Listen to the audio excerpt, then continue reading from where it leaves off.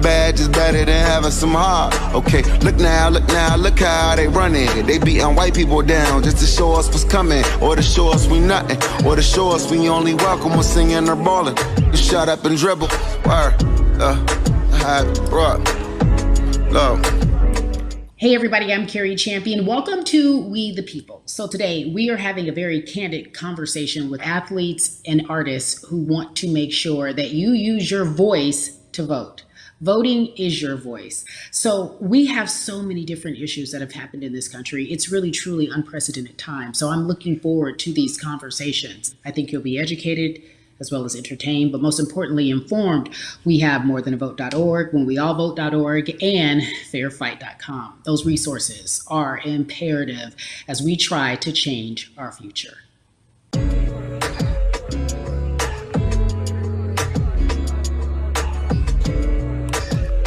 Yeah, la la. There's no way that we can talk about hip hop or even the fact that we want to talk about activism, black voter suppression, without bringing in this guy straight from Port Arthur, Texas. We are talking about Bun B. He is an activist, a scholar, and an all-around gentleman. Thank you so much for spending some time with us. Bun, I don't want to start heavy, but I guess I have to, because that's where we are in the world today. It's heavy as hell. And when you think about what needs to happen in this country in terms of change, what's the first thing that you think of? Equality. That's pretty much the first thing that comes to mind, right? Black people need to be seen as equals in this world. You know, we had to fight just to be recognized as a full citizen in this country and not 3/5. The world is now seeing what we've known for so long in the culture and in the community. The one way that we can fight is obviously voting. Talk to me about what voting means to you. I hear people all the time talking about one vote doesn't matter and that voting doesn't make a difference. If that's true, why do they work so hard to suppress the black vote? Because they understand the power of the vote. And so it's time that black people collectively also understand the power of their vote. And not just on a national level, because a lot of times we only have this conversation every 4 years. People need to be very much involved in their local politics. They need to understand who their elected officials are, where they stand on issues that affect you. And you need to use your vote to either support the ones that care about you and your condition, or to elect people who do. A newer initiative that we're dealing with is educating felons, right? So in the state of Texas, if you're a felon, right, if you've been to jail or to prison, but you're no longer on probation or parole, you have the right to register to vote. Another thing that was just brought to my attention, there's an initiative called Orange, which is happening not just in Houston, but all over the country. If you're in jail currently during pretrial, but you have not been convicted, like you're still in jail waiting for your day in court, you are still eligible to vote. And you said something so key. They work so hard to hope that we stay uninformed, but more importantly, to suppress the black vote. If you could do one thing with this message that we're trying to send today about how important voting is, what type of images would you like our people to understand and see when they go to these polls and vote, or when they cast their ballots? I think the images that we've all seen, you know what I'm saying, for decades in this country, if not centuries in this country, we've seen black people oppressed. We've seen black people attacked. So every time you look back and you see those old black and white images of people of color being attacked by dogs and people of color being sprayed with hoses, that's what they were fighting for. Back then, they were just fighting for a chance to vote. People like Martin Luther King Jr., people like Malcolm X, these people died to help us be in a position to have the power that we have now, which is to be able to cast a vote and make a decision about the people that have controls over our lives. So, I mean, if you in your own community need a reason to vote, look at a person like George Floyd. If the people in your city are not open to police reform, are not open to having a conversation about defunding the police,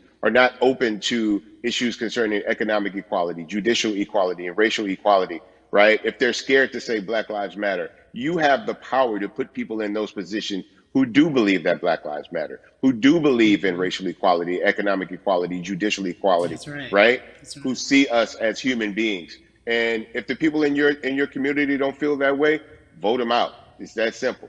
It's just vote them out. We don't have enough time to sit around and hope that people change their minds. Yeah, Bumby, you point out something so important. We have the power. And that is in our vote, and that is with our voice, and that's how we use our voice. I think of where we are right now. People say this is a particular moment, but it is a movement, not just a moment, it is a movement. Why, in your opinion, was it George Floyd's death? Why was that the chosen brutality for people to say, oh my God, Black people are still oppressed in this country? And it is not fair. I think it's twofold, Carrie. And so many different encounters between people of color and the police, there simply is no proof of what happened in the interaction. And so what happens is in a court of law, it tends to lean towards the policeman's point of view, right? In this case, we saw very clearly what happened.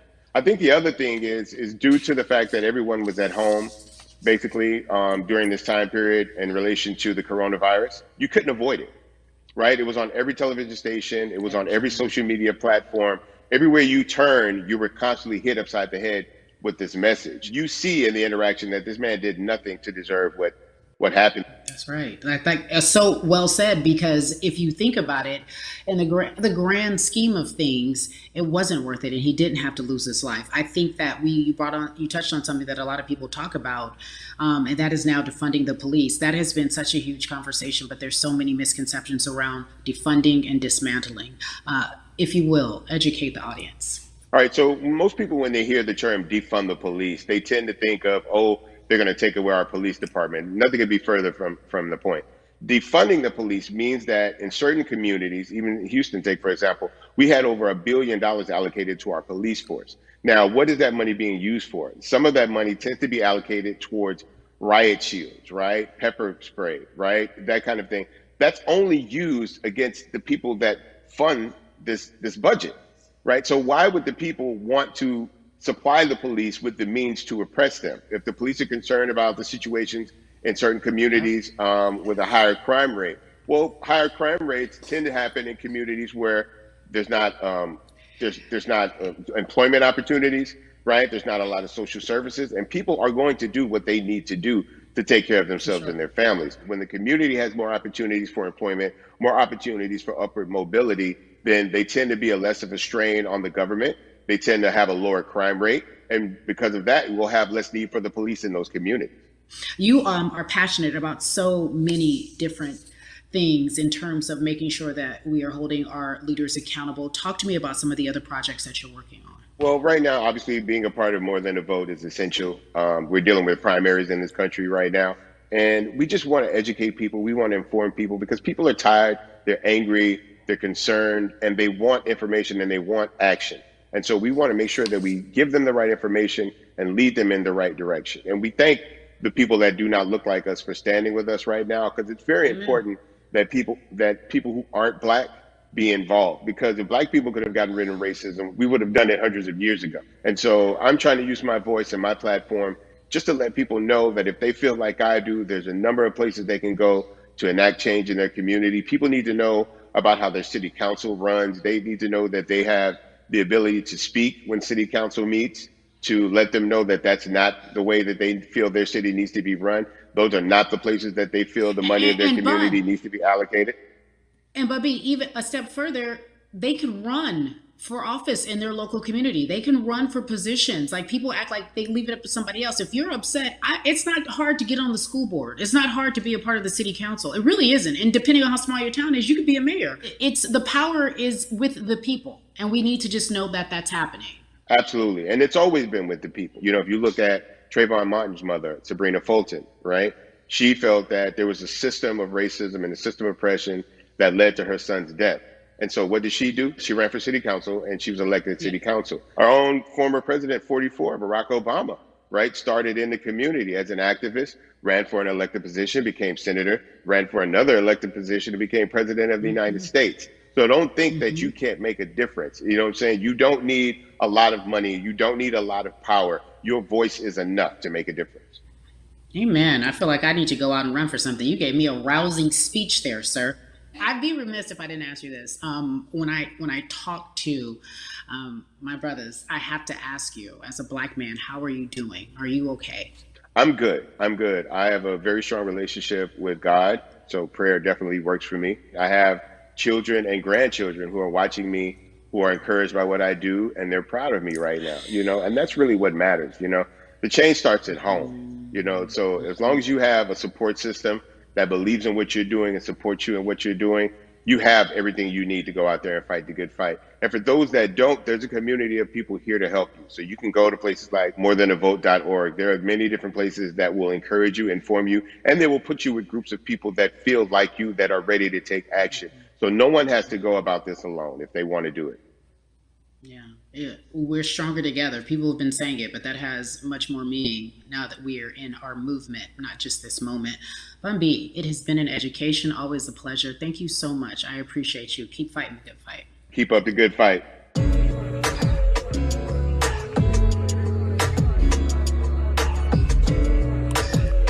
Yeah, la la.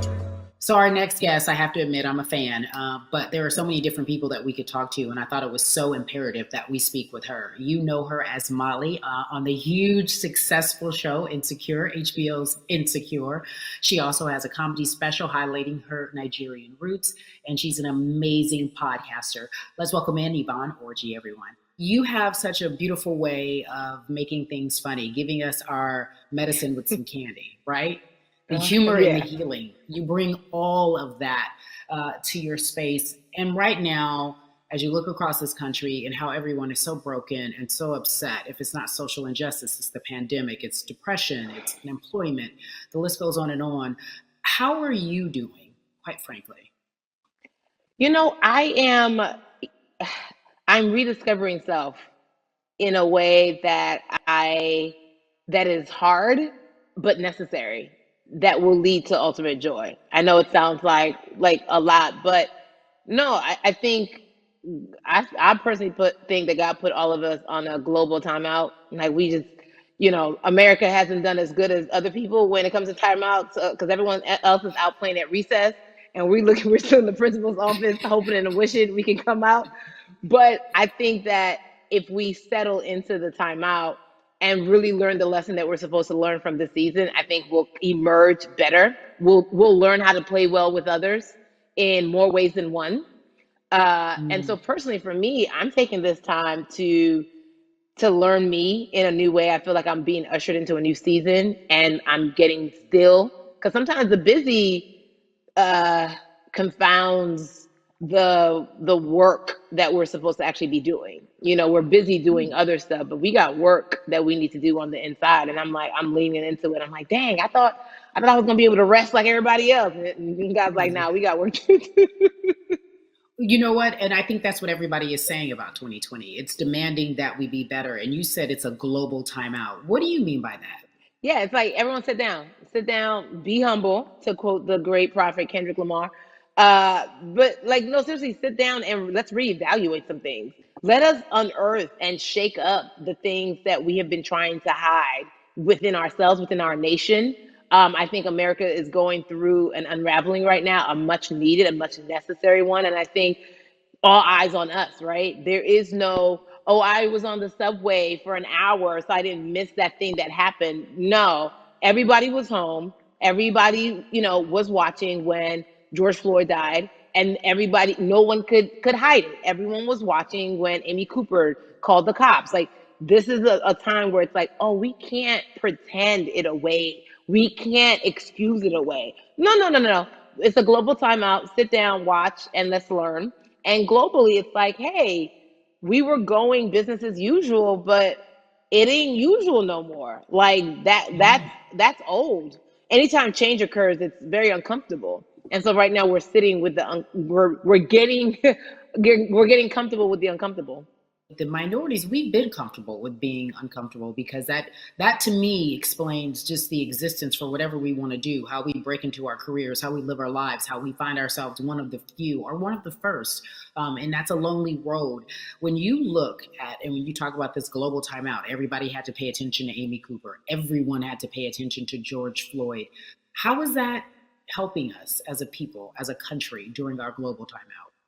I think, well, one, we're not minorities, Carrie. You already know it. It's like these labels that they put on us. It's like the same way of saying like black on black violence. Also, there's no white on white violence. It's branding. Yeah, right. It's all branding. Yeah, you're right.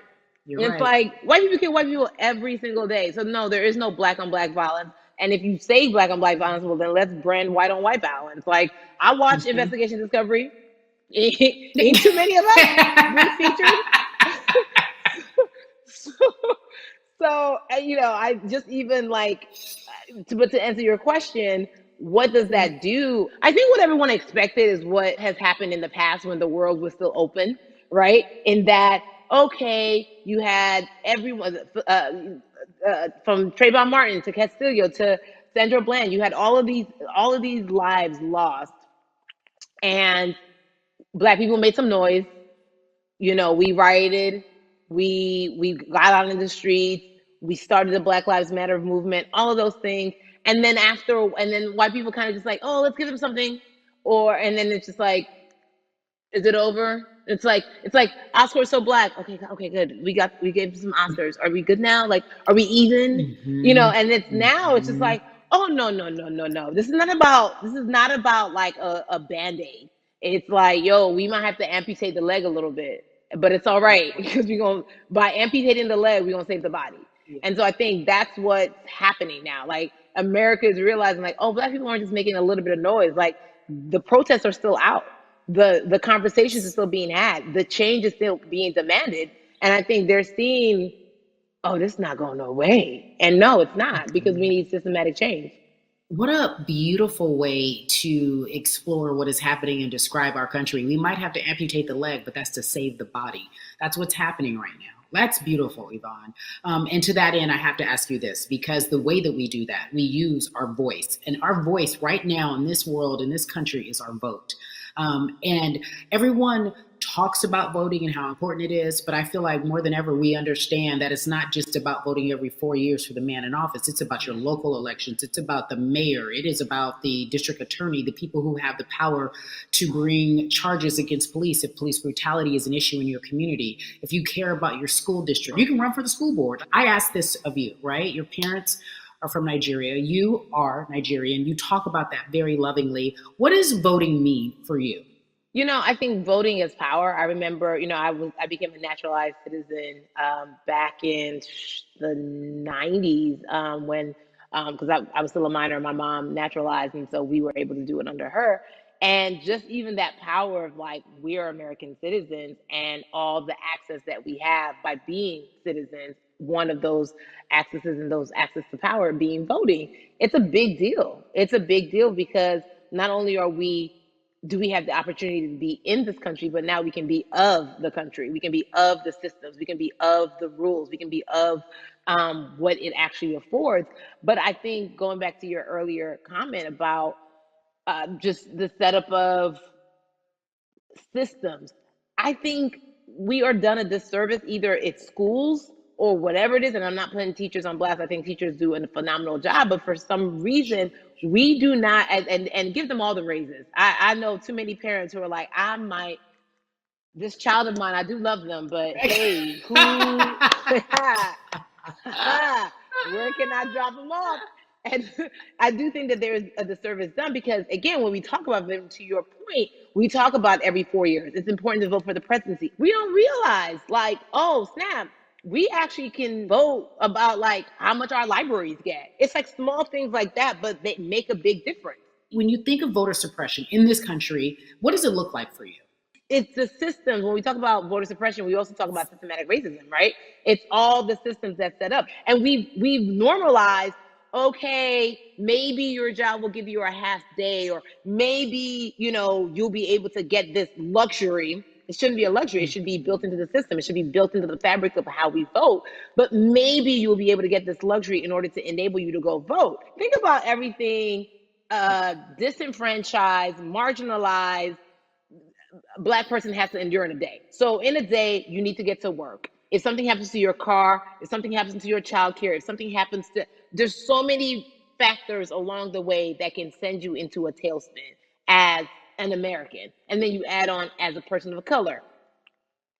If you're just trying to get to vote and you already have to go through all of these hurdles and hoops in your everyday life, imagine the one day when your voice really is supposed to matter the most in this country. But then you also see all the times that you tried to have your voice matter, and then it's been shut down, repressed, told it doesn't matter. And then you're kind of like, what's the point? How do we keep hope though? If I'm watching this right now, how do we as a people stay hopeful? How do we believe in the promise that these quote unquote forefathers have given us? Because have you met black people? By default, like hope is infused in our DNA. Like you know what I'm saying? Like by like if we haven't been broken now through, be it through You're right. slavery, through Give it to me. Give capitalism, it to me. through Give it to me. colonization, through Yeah, segregation, you're right. through I mean, listen, the history of black people in this country is at one point we were 3/5 the people. Mm-hmm. That's it. At one, That was a written law. And look at us now. We are whole. We are black girl magic. We are black boy joy. We are, you know what I'm saying? What I think about in terms of giving us hope, right? We're making a lot of people nervous right now, Carrie.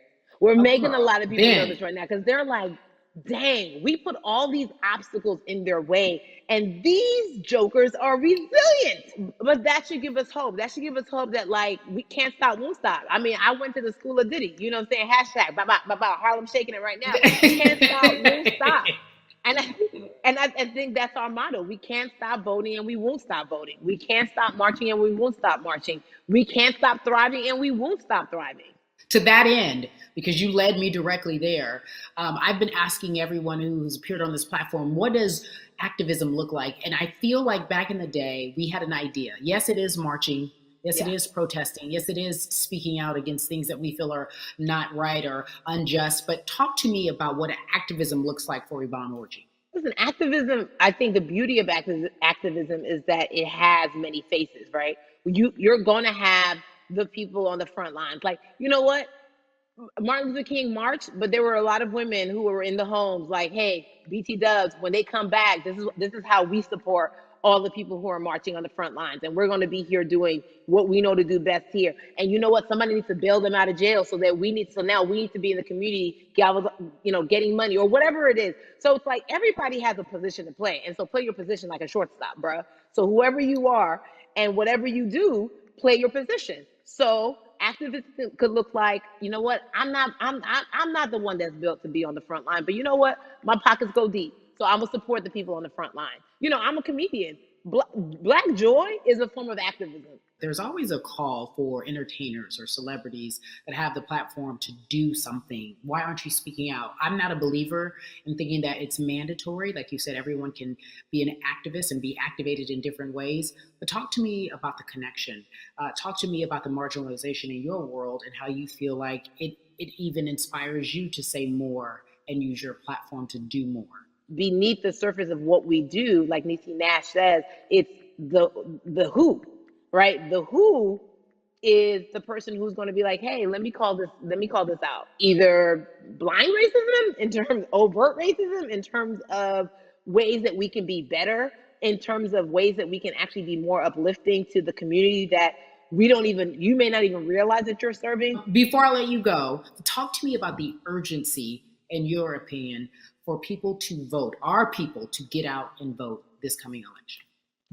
Yeah, I mean, guys, if you think you're tired now, I'm telling you right now, we cannot take this sitting down. We can't take this jokingly. I understand that it may be hard to figure out who to vote for, but at the end of the day, we got to vote for our families. We got to vote for our legacies. We got to vote for continued progress. We have to vote for upward mobility. We have to vote for equality in a way that is long lasting. And if we succeeded before, we can do it again. You talk about the hope. This is the time. This is not the time to give up. This is not the time to pretend a way that we haven't made progress. We have. There's still much more to be done. And you know what? We might have to get to a point where we pass the baton to our children and our children's children, but we still have work to do now for that generation. Von Orgy, you are everything. You are Molly, but you are not Molly. But I love you so much as Molly on HBO's Insecure. You are an amazing podcaster, Jesus and Joloff. Shout out to Lovey. And then we also have movies. Like you, the world, you're a model, a cover model. Also, wait, don't let me forget your hugely successful stand-up comedy special on HBO. Girl, you're doing it all. And I am so grateful. You're truly the dream, not just the American dream. You're the black girl, brown girl, do it all dream, the immigrant dream, everything. You're a beautiful, beautiful soul. I really, really mean that from the bottom of my heart. Yvonne Orji, ladies and gentlemen, nothing but the best and excellence personified. Thank you so much, my friend. I love you so much, Mama. Mwah.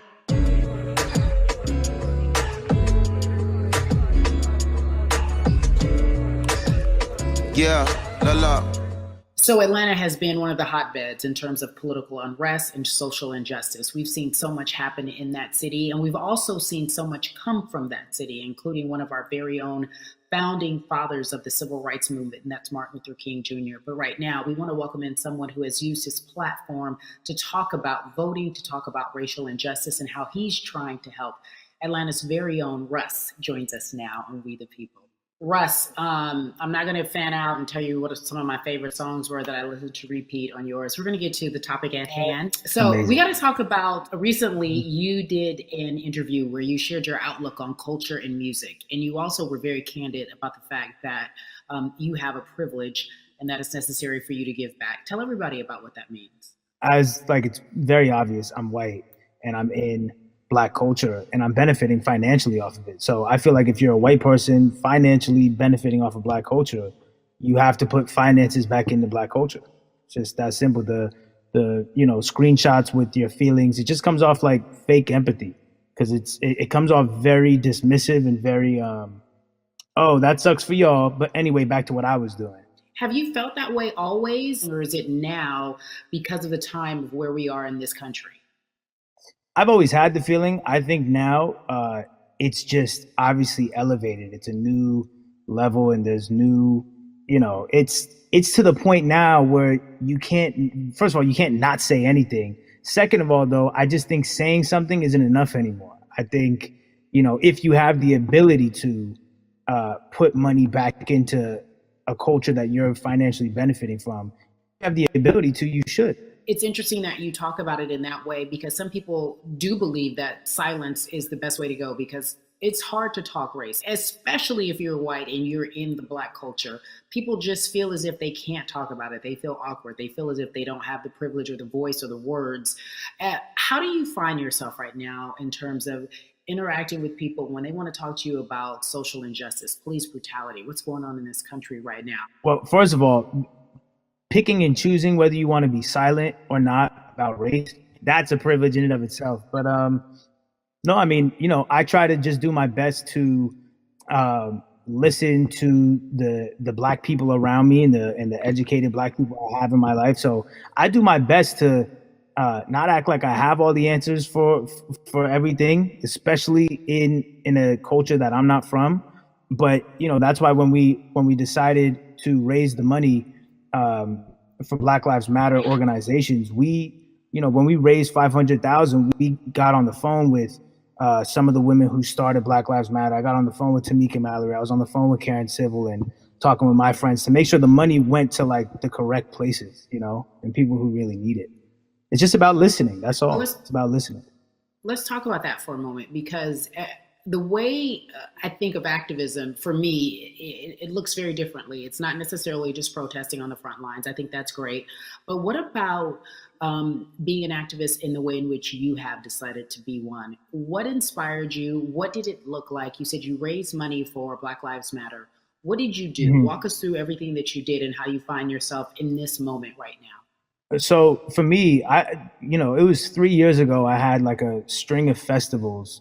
And I decided that I was going to wear T-shirts with a message on them because I figured what better time to use a platform than in front of, a bunch of people. So one of the T-shirts I wore was, if you want to change the system, speak up, white silence is pro-racism, the whole thing. And it didn't really it kind of got swept under the rug back then. But, when all this stuff started happening again, and it's been happening, the police brutality against innocent Black people. I was like, man, I'm not the biggest artist in the world, and I certainly don't have the most white fans in the world, but I got a good amount of people that I can definitely mobilize and turn into some money. And I know they're down for the cause because it's merch, it's a good thing. And I've always been outspoken anyway, you know? And so how am I going to be in Black culture and not be outspoken about racism? And then I got to ask you this, because you grew up in Atlanta, so that gives you a heads up, depending for so many people, because you're in the crux of that beautiful Black city where there are so many wonderful Black leaders, home of so much great music and things that speak to our culture right now. And we are really, really getting our word out, especially with this platform today, and saying that we must use our voice to vote. Talk to me about what the importance of voting for you in this upcoming election. Yeah, so full transparency, I had never voted before, ever.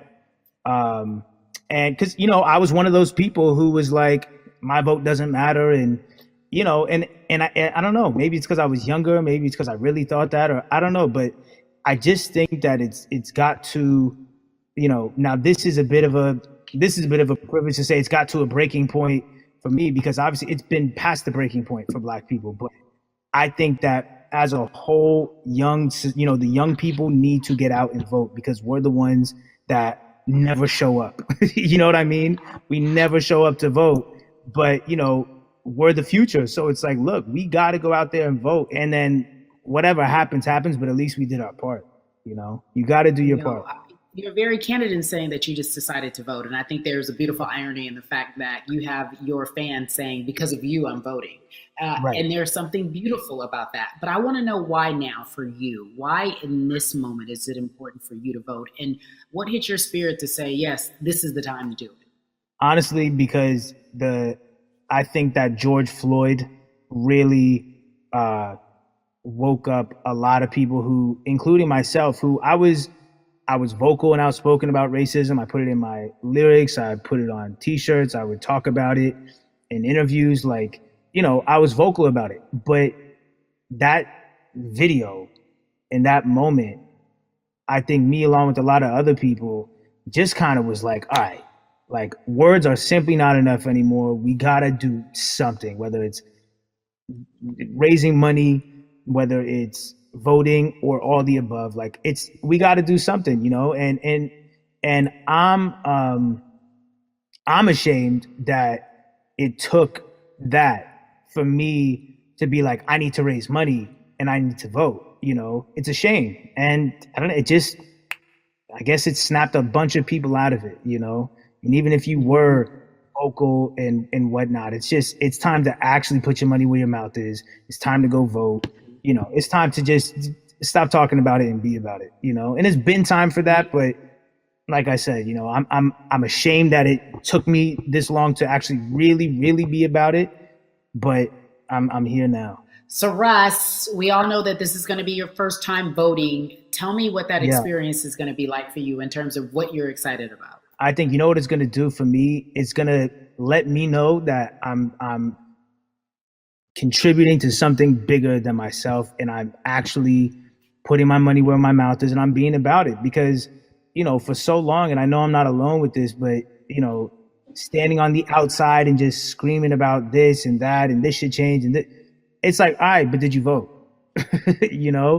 And so I know it's gonna feel good to know that I played a small role, and that's the problem. I think the mentality of my vote doesn't matter needs to be changed to my vote, albeit small, does matter. It's a role I'm playing. And if I play my part and you play your part and he and she plays their part, then we make a difference. But, it'll feel, I have a feeling it's gonna feel very, very bigger than me. I think when you realize that giving, actually feels better than receiving, that's when you start wanting to do your part and contribute. So voting is an easy way to give, Yeah.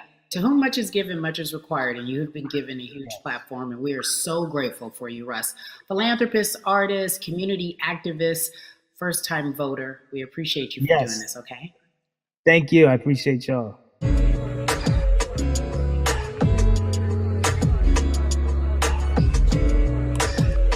Yeah, la la. So, cities like Atlanta and Chicago have been at the forefront of the discussions, especially now in this country when we're talking about COVID-19 and systemic racism, as well as police brutality and what we can do in this country.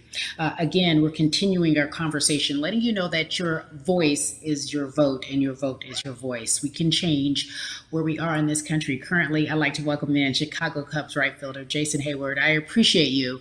I brought in Atlanta and Chicago because I know you grew up in the metropolitan area of Atlanta, more specifically McDonough, let's be technical. And and you have been very vocal throughout this entire time in terms of what our country's been experiencing. Let's look at the past month and a half, if you will. What has been the hardest thing for you to deal with? The hardest thing for me to deal with, Carrie, this last month has just been going from the virus shutting everything down to us being called to action. We've had multiple police brutality situations. We've had people protesting, wanting to get the message out. But I really realized that I need to be a part of the positive message and make sure that doesn't get lost in all the chaos going on for people to actually hear from a reasonable, respectable person who cares about everyone involved. A reasonable, respectable person who cares about everyone involved, which leads us to More Than a Vote. It is a beautiful collective of Black athletes and artists. You are a part of that. Talk to me about why that's important for you right now and this be a part of that collective. To me personally, it's important to be a part of that because I've somewhat used baseball and my craft as an excuse to not get more involved in voting. But I can't any longer use baseball and work as an excuse not to get educated and not also to show people like at any moment in time, any walk of life, we can make a difference. So tell me in your words, what does activism look like for you? In my words, it looks like LeBron James, the biggest athlete right now on the planet, speaking up and breaking the ice for everyone. But I think for the first time, people see and hear from us. So now we have white teammates, we have other people speaking up and realizing, okay, like this is how we go about doing this. And to me right now, social media, athletes speaking up, entertainers speaking up, like we're trying to do with More Than a Vote. You said something I thought was so key because covering sports for so long, I know that it's tough for Black players specifically in Major League Baseball to talk about how they feel. Adam Jones did it in a very eloquent way early on, but there are very few that are vocal. You said you all were afraid. Why use that word and why were you afraid? You was afraid because in 2019, there were 68 of us total. And there are 38 teams. There's 25-man roster on each team. There's a 40-man roster, which is on each team as well. And there aren't many of us. So we're outnumbered in that sense, but not always in a negative way when it comes to our teammates and our clubhouses. But to get to this point, you have to move a certain way. You got to be careful what you say. You can't ruffle feathers. You can't come off in any way. Much like other Black entertainers, much like yourself, probably having to live through life every day. But to get to the highest level, you got to button up. You got to be seen and not heard. So baseball is, like I said, it was time for us to try and speak up and make a difference and show it's okay to do so because we can't be quiet any longer. That is a button up, be quiet, be seen but not heard. That is an expression that a lot of Black folks can relate to in whatever aspect of professionalism that they experience, especially if they don't work for themselves. They just feel that. That is also a socialization that we have as Black folks, well, especially like you said, if you want to get to the higher level. And for so long, I felt it bubbling right underneath the surface that so many of us who were in whatever positions we were, who had platforms, were tired of pretending and looking the other way and spending so much time making others comfortable while we were uncomfortable. Do you feel that this is the type of movement that is sustainable, or is it just for a time? No, it takes everyone joining in on the conversation. And right now, I feel like more than ever, there is little things as possible to distract from bigger issues. And we saw on draft day, we saw our president, Theo Epstein, holding up the sign saying Black Lives Matter and wanting to include the rest of MLB in that. But now we're having those conversations as well. So I definitely think this is sustainable. And it's not always just going to be the popular thing to do. This is something that people want to get right because they know we care. Jason, you said you think it's sustainable, that what you're seeing, especially with your colleagues in baseball, that this can be something where you're feeling more comfortable, feeling more safe to share how you feel about social injustice and police brutality.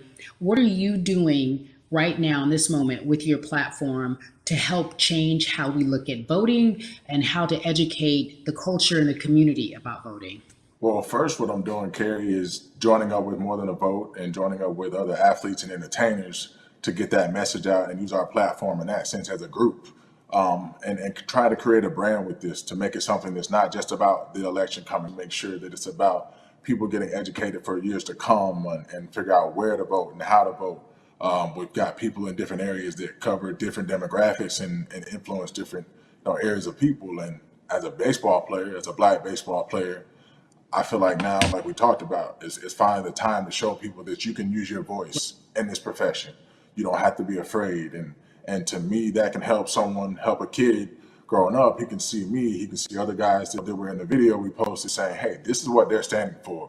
They're speaking up for these things, and it's okay to want to play baseball. It's not lame. It's not something I have to be as afraid of as I was before. So I feel like that's my role in this. I have a younger brother as well. He's 24. He also plays baseball. So I've got to lead by example. I can't just always, come up with a good answer that sounds good on TV. When I get asked a question on, what do we need to do to make changes? I'm joining up here to make sure that I take action and get educated myself. For one, so many people, I feel like in Atlanta, they're on the move. Or when you want to try to make a vote and try and cast your vote, you have to do it by mail. You have to sign up for the absentee ballot. Then you have to get another ballot in return. They have to send it back to you. Well, for me personally, they didn't send that back until it was too late, right? We didn't get it in the mail to the address that's an Atlanta address at my parents' house. We didn't get that in the mail until it was too late. And then from other friends and family that are still in Georgia right now, I just hear about them being held in lines too long and trying to get off work. And we know how it is for any family, but let alone a black family in a city or in the suburbs trying to take care of their family and trying to provide for them.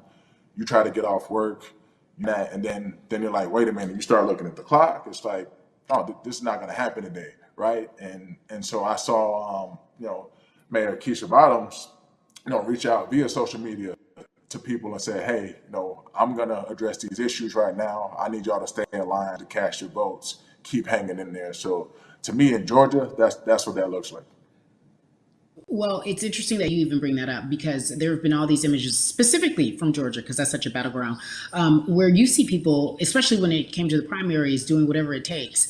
And this is real life voter suppression that you're talking about. It's been happening for decades. It's not fake. What you're saying, these examples of sending you your ballot too late after the fact or shutting down the polls at 6 o'clock while people still are in line, that's a real life issue. There needs to be some type of change. And I think that what we're doing right now is fair.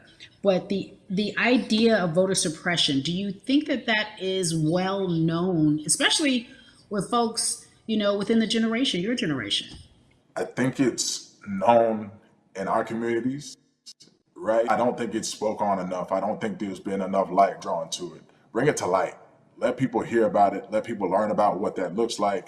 And get more people to say, okay, look, like this is going to happen. We have to expect this, and we can no longer make the excuse. We can't say they didn't warn us. Jason, everybody knows, or it feels as if everyone knows, that the time is now. America's paying attention to us. We have their eyes. We have their ears. If you look toward the future, what are you most excited about in terms of seeing a change? I'm excited about how fast the word is traveling. The word is being spread right now. The biggest athletes, the biggest icons, biggest entertainers are doing their part, but I'm also seeing people out there on the streets doing their part. When so many things got lost, could have very easily got in the commotion when it came to protests, and you saw rioting, you saw looting. People still stood their ground, and people still went out there and said, look, we're doing this for the right reasons. We're going to come together. We're going to use drones. We're going to use social medias. I feel like this is a new wave of getting things done the right way and just spreading the message. You're right about that. And you're right. People are spreading the word unapologetically. We out here. We doubling down. Thank you so much. I appreciate you. Right.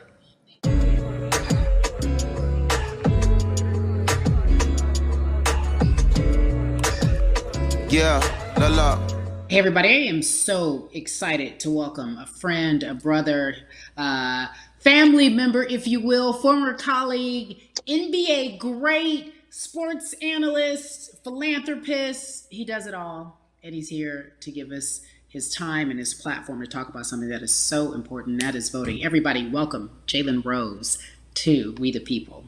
Talk to me about how important it is for the people who know you and love you and look up to you. Why is it so important that you use your platform to talk about voting? Initially, we have to get past the stigma of the mental systemic racism that comes with the presidential race, governors, mayors, senators, judges. We've been conditioned to believe that our vote does not matter. So usually when we looked up at all of those races and people that were running, not only did they not look like us, we didn't believe they were there to represent our best interests. So therefore, as a collective, we didn't mobilize until Barack Obama, and we felt a sense of hope that finally our country is going to do something that we felt would never happen in our lifetime. And I remember being at the inauguration in 2008. I made sure I was there. And we voted. In 2016, we didn't vote, Carrie. We didn't vote.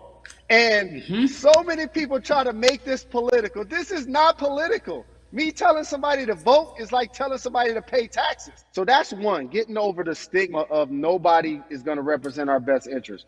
And then number two, the reality is that the person that gets the most votes doesn't necessarily win the presidency. That's uncomfortable right there, because that's actually what took place in 2016. The Electoral College chose the president. And if you put all of their pictures up, I'm pretty sure they look a lot more like each other than they look like you and I. How about that? And then the third thing, especially in urban environments, oh man, they create barriers for us, Carrie. It's like you got to jump over the fence, you got to run past the dog, you got to jump on the hood of the car. The lines is 5 hours long. You get up to the poll and they don't work. Elderly people working in the city, while they got the young people who understand technology working in the suburbs. Like, these are all systematic things that try to discourage us from voting. And then finally, we don't have a day off to vote. We need to work. So we don't get a day off. It's going to be a full day, and I got to work to pay my bills. So you know what I'm going to do? I'm going to mail in vote. And you know what you want people to realize? That counts too. So your vote will be counted if you're able to mail it in. So those are a few things that I hope that we can do and mobilize. And shout to LeBron and his team. Shout to you and everybody involved. We will make a difference. Well, let's talk about more than a vote. There is a Black collective of athletes, of artists coming together and saying voter suppression is a real deal, especially in the Black community. When you just talked about, I got to work, so I can't go vote. And then when we do get in the booth, just in case we don't have to work, do we know who we're voting for? Not only do we have to vote, we got to be educated. And it's not always even about the man who's in office or the woman who's in office for president. It's about your local elections. It's about the people who are your DAs, your state DAs, like the people who actually make change in your community, who will change police brutality, who will make sure that your community is taken care of, who will defund police and hope that they can help you in stopping police brutality. So talk to me about why you decided to be a part of More Than a Vote and what it actually means. Well, it means a lot to be involved with such an impressive collective, as you mentioned. And I said this multiple times, and I know it can be uncomfortable when I say it, but a lot of times we have to get to the root of the issue before we find a solution. And the quote was, I wish America loved Black people as much as it loves Black culture.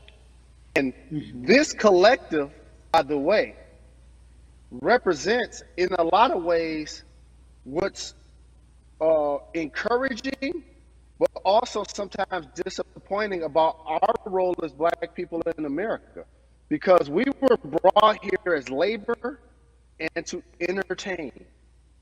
And we use those vehicles to get paid and move to the suburbs and be the idols of white kids. And so now that we have this collective, I would say sports entertainment represent the most powerful group of black men in the United States.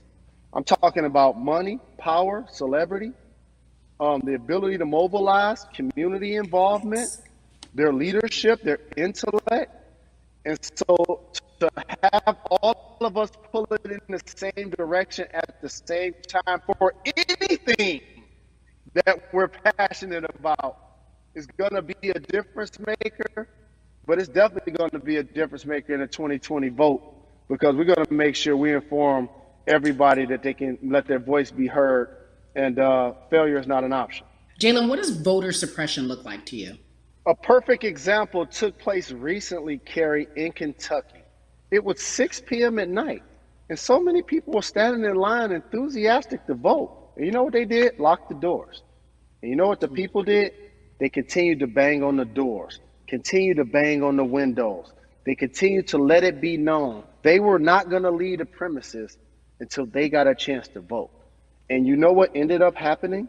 They opened those doors and allowed those people to vote. So do not be discouraged. These barriers show you that it matters, and we're here to help you break through them. The same thing with our platforms and voices, Carrie, because you know what's going to happen. At some point, Breonna Taylor is not going to be trending anymore. People are not going to be protesting anymore. But it's still up to us to keep making sure that our voices get heard, and this is one way to do so. Right, and that is a form of being activated, being an activist. It doesn't have to be protesting. It doesn't have to look like what you think traditionally activism looks like. It's voting. It's that simple. We now have to understand, like, this is a critical mass moment for this movement to continue to hold up as much steam for as long as possible. And that's what this collection is going to hopefully allow for that situation to happen. Jalen, in today's age of technology, it should be easier to vote. No doubt. It's like we call these devices smartphones, but yet I can't vote from it. All of the things that we do in our lives are in our phones. All of these barriers are things that people will need to overcome in order to create a level of enthusiasm to vote. And again, this is not political. It's your right to do so. And there's so many times where you feel like somebody may have gotten done unjustly in your community. Pay attention to who the judges are, who's running for Senate, mayor, governor. Pay attention who's running for president. And let's make sure in 2020 we make a difference. Why is more than a vote so important and invaluable in our community right now? Well, because right now, I think we have an opportunity to let our voices be heard louder than ever. Anytime you see the mobilization of white kids holding Black Lives Matter signs, that means there's a breakthrough. Now, what happens with that breakthrough is the next step. You're going to look down in your email, Carrie. You're going to see all of these companies telling you how they're going to work on their diversity, how they're looking themselves in the mirror. They need to make change, just like in sports, right? You look on the field and on the court, all those black players. Further you get up, it's like altitude or a ladder. It gets thinner and thinner. And so a lot of people talk about the system being broken. I hate to remind people that it's not broken. It was built this way. And one of our ways to help change the system is to vote. So that's why more than a vote is so very important, so we can make sure everybody participates and gives themselves an opportunity to let their voice be heard. I think it's interesting because you talked about black men being very powerful in the U.S. if they're athletes and entertainers, because for so long those have been the only avenues traditionally to create wealth. The NBA season comes back. What are your feelings on the season coming back in the midst of everything that is happening? I think you'll see players challenging the establishment more. You're going to see them saying, okay, if you have all of these marketing and promotional deals, how many of them are with minorities? How many people are you employing, NBA? What about certain teams? Who do you have as a minority owner Or what about the candidates that you have for positions of power? NBA players have proven as blacks that they are now movers and shakers in the game. They're now the dog, not the tail. So if they decide not to play, some of the biggest social changes and conversations have taken place in sports that weren't during the game. Colin Kaepernick was before the game. The Ali Summit was a press conference. So they could mobilize if they chose to. But when and if you do play, challenge the league. Black Lives Matter on the jerseys. Continue to make sure that every time people are watching the game, they're also seeing the movement happen. Jalen, I appreciate you because you are always entertaining and informative at once. I really, truly am looking forward to the NBA season. Thank you for working with More Than a Vote because your voice, your platform, all of it is needed, my friend. Be safe, okay? Yes, ma'am. I love and appreciate you. One call away always. Thank you. Love you, brother. Love you too. Every conversation that we had today, I hope was helpful for you. I am so grateful to everyone who came on with me to talk about what's going on in our culture and how we need to change. Huge shout out to Jalen Rose, Bun B, Jason Hayward, Yvonne Orgy, and Russ. Their words were inspiring, but also important and invaluable. I hope your phone is full with all the information that we've been able to place in front of you. Again, you need to check out these resources because they are so important because we want you to vote. That is your voice. It is important. We, the people, want you to vote. So go to morethanavote.org, fairfight.com, and whenweallvote.org. Again, thank you so much for joining us and paying attention because this message, again, is invaluable. I'm Carrie Champion for We the People.